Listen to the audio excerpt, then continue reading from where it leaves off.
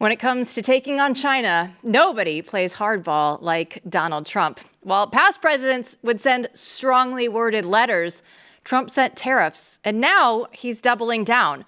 From trade to tech to national security, Donald Trump isn't just talking tough, he's trumping China. So here is Press Secretary Caroline Leavitt on Trump's stance. Look, the president has made his position on China quite clear, although I do have an additional statement that he just shared with me in the Oval Office. The ball is in China's court. China needs to make a deal with us. We don't have to make a deal with them.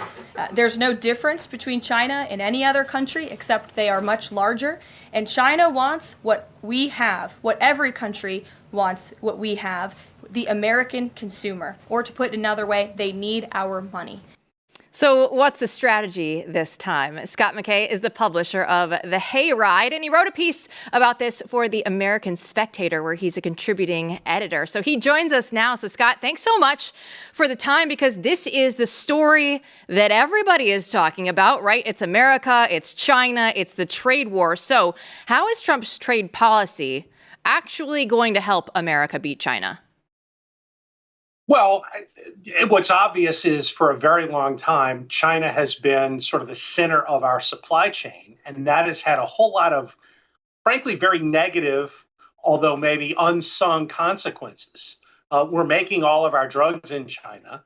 We're depending on China for a lot of things we need in the Defense Department and with its procurement. And they're in a position to supply a good bit of our, especially retail trade and in tech and everything else that you've mentioned. And it's a hostile country that doesn't share our values. We saw, we go back years.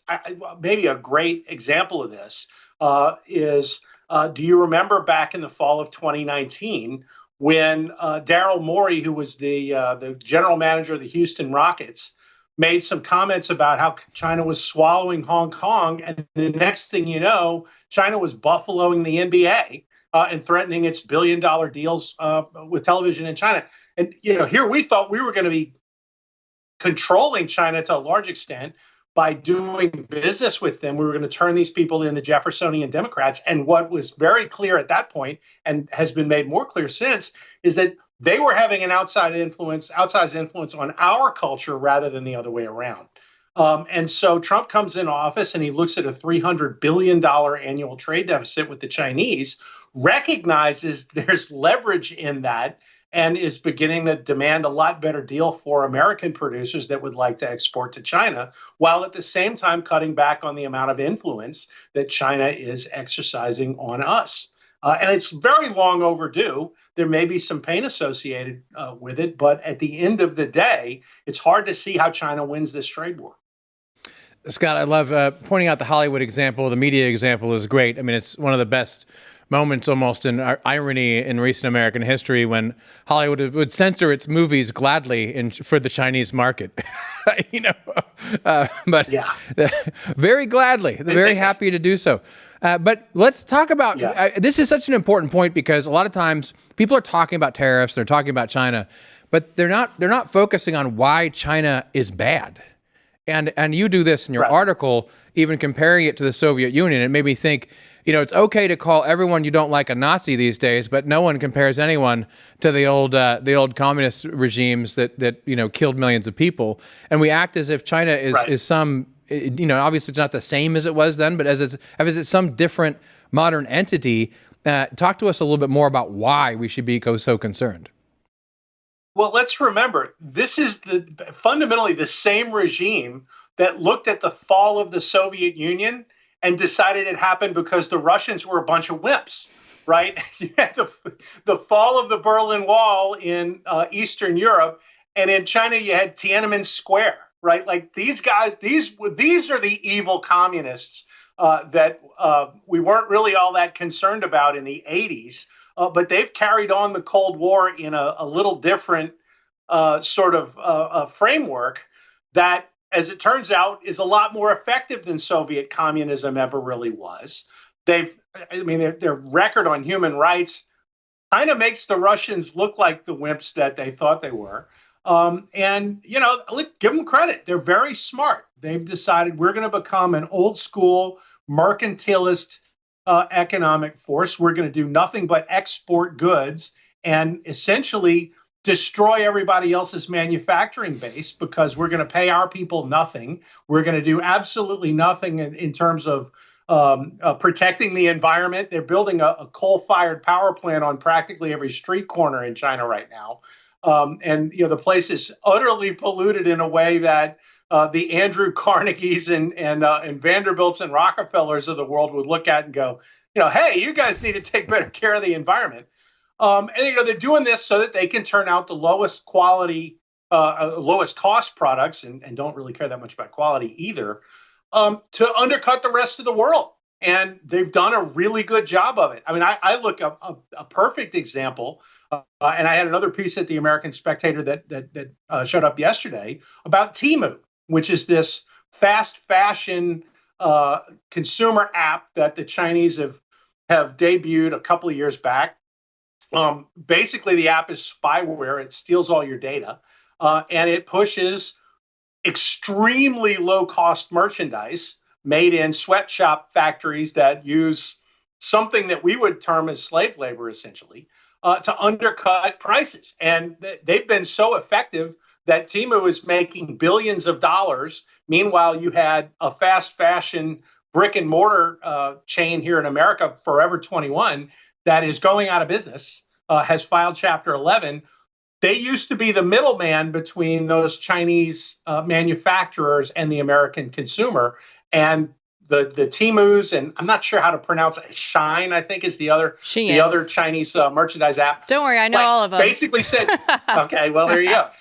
Threw Forever 21 under the bus. Yeah. Like they were the middleman and said, well, we don't need you anymore. We're just going to market straight to the American people. And so here are all these thousands of American jobs that are going away, maybe in an industry that also goes away as a result of these tariffs. I liken this to the old parable about the frog and the scorpion, right? The scorpion convinces the frog to carry him across the river. And then midway through, he stings the frog and as they're both dying, the frog says, hey, what was that all about? Like, you've killed both of us. And the scorpion's like, well, it's my nature, right? Like, this is what I do. Well, Temu and Shine are the scorpion, Forever 21 is the frog, and it turns out that Trump is the river. And so, this is a status quo that really couldn't sustain, and Trump is making sure that it doesn't sustain. And so you're going to see a bunch of these things change in a way that may be painful in the short term, but over the long haul, I think it's probably better for everybody. Maybe even the Chinese people, because at the end of the day, this business model of export, export, export, while you impoverish your own people and make it so that they can't become consumers, maybe that model doesn't work and the Chinese people get a better deal from their own government at the end of the day.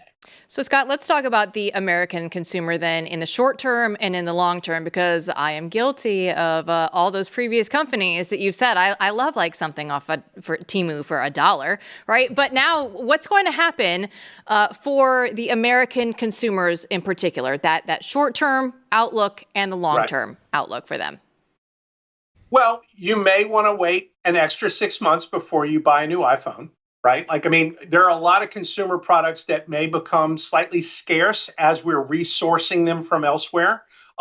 Within a year or two or three, I think a lot of our supply chain gets pulled out of China and it gets brought to not necessarily America, although I think that's a goal, is to insource as much of manufacturing to our shores as possible. A great example of this is NVIDIA is now going to be making a whole lot of chips in Arizona, rather than having it be done in China and elsewhere across the Pacific. Like that's going to create a lot of American jobs. As Howard Lutnick, the Commerce Secretary, has noted, a lot of factory construction is coming. You're going to see a lot of robotic manufacturing that we're going to use, which will create jobs because you need people to service those robots. And so you're going to see a great deal of technical innovation in manufacturing here on our shores, which I think is nothing but a good thing. But yeah, in the short run, we're going to have to take a more productive approach to our economy rather than consumerist approach. And that may mean not as many fashion halls. It may mean not, going out and buying the newest thing because it's not going to be as cheap as it was. But then when a lot of this manufacturing is either insourced here or it moves from China to Mexico, or it moves from China to Brazil or someplace else, I think it starts to stabilize. And in the meantime, you are going to see, particularly with the 130 countries that are now negotiating with the White House to do new trade agreements with us, you're going to see our ability to market our goods to the rest of the world on a level that we've lost over the last 2 to 3 decades. With some countries that are nominally our allies, but we've had really not the greatest trade relationship with. I think a lot of that's going to change, and that's going to help the American economy as well. So maybe things don't cost what they cost now, but your purchasing power becomes greater because our economy is better. So, Scott, last question we have time for. You hear a lot on the right, especially. There's a lot of concern about this, right? I mean, this violates the free trade absolutism of the previous decades that the Republican Party has essentially adopted as its own. And obviously, there's a lot of people of all kinds who are freaking out. What is your message to those people, especially those people on the right who are concerned? Well, okay, so what you're really concerned about right now, and a lot of people are, is that the market has dropped as associated with this. Actually, last I looked at the Dow, it's a little better today. But generally speaking, the advice that I'd give you don't lose money in the market unless you sell at the bottom of the dip, right? So buy the dip rather than sell the dip. So there's that. But the other part of it is this.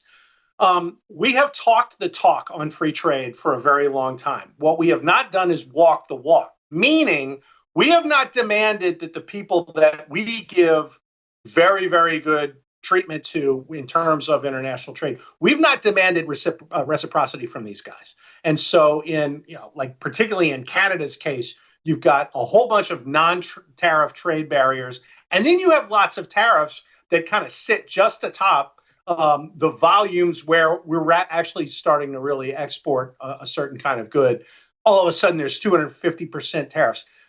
We need to do a better job of getting these countries to do free trade with us. And that has not been the case through several presidential administrations.